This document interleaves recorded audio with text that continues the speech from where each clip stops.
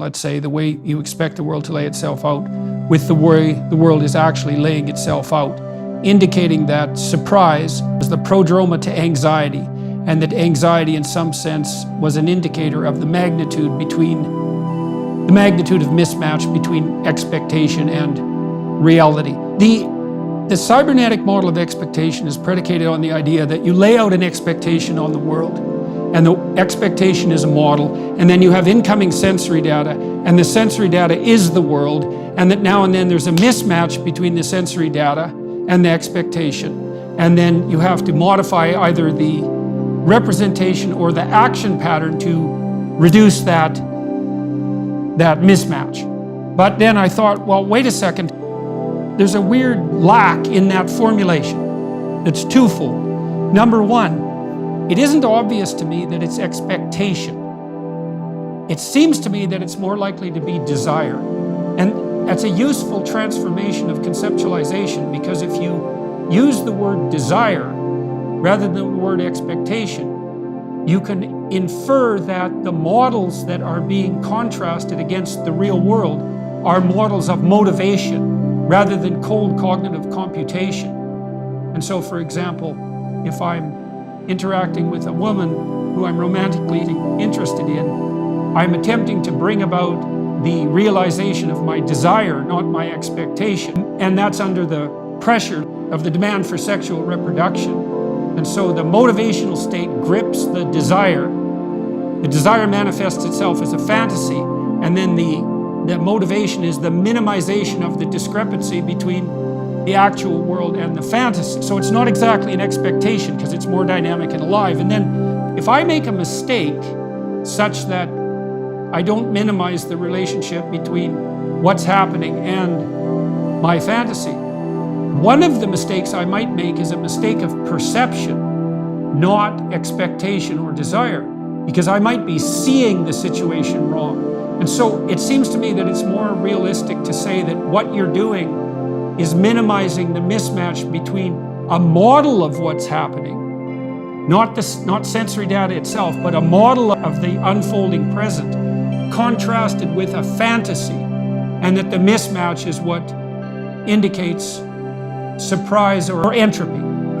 I think people hem themselves in their action. You see this clinically, is once people develop a conceptualization of themselves, which is a box in some sense to put their variability in, they'll sometimes simplify themselves in terms of their range of action merely so they don't surprise themselves. And so they artificially constrain the range of their potential behavior, and that can become maladaptive if their conception of themselves is too narrow. That would be a good example of a misperception of the self, right? It's a narrowing of possibility. Imagine you put a camera on a two-story building and it's looking down over a university yard. And now imagine that you have tourists walking through the yard. An undergraduate research associate comes up to a tourist with a map and asks the tourist to help him find his way. And while that's happening, some other experimental compatriots walk between the person who's asking for directions and the tourist carrying a door, two of them. And the person asking the question grabs the door,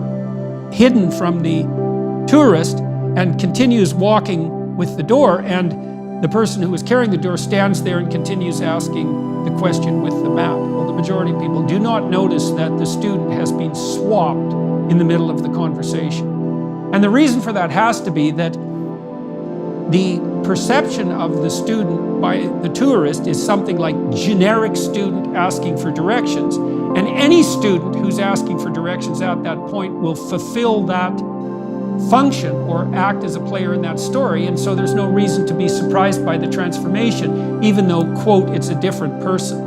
And that seems to add credence to this notion of a theory of identity or resemblance. The theory of affordances would suggest that you see the meaning and infer the object, or something like that. It reverses it, and that what you see first is something like functional utility.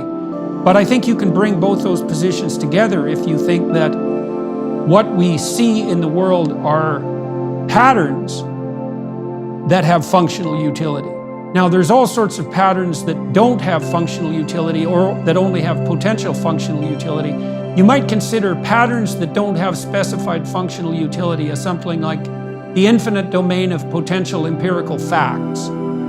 If a fact is something like the accurate identification of a pattern that exists stably across contexts.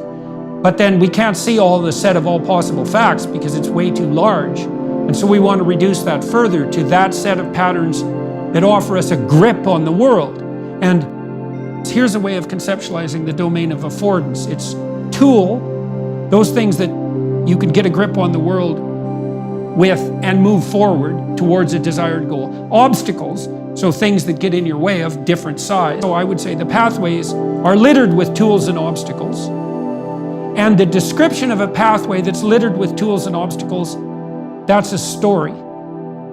It looks to me like those hierarchical conceptual boxes are best conceptualized as something like stories. If they're an amalgam of affordance and pattern, then they're not either just an object or just the subject. They're the bringing of the two together. And the story is where the pattern and the purpose meet. That's a way of thinking about it. Yeah. And I would think maybe even when you perceive a tool, it seems to me that what you're perceiving is something like a micro story. You know, like if I perceive this pen, say, well, that's obviously, it's an objective fact that this pen exists. And it is insofar as the pen is a stable pattern in time and space. But it's the function of the pen that makes it a pen, and that it gives a unity to the perception, because you might ask, well, why is the pen a pen this way and a pen this way and also a pen this way? Its objective characteristics transform tremendously when it's moved or when it's illuminated differently, but its function remains constant. And so I think even an affordance is a micro story. And so a tool is a positive, it's a comedy. That's a way of thinking about it. A tool is a comedy, and an obstacle is a tragedy.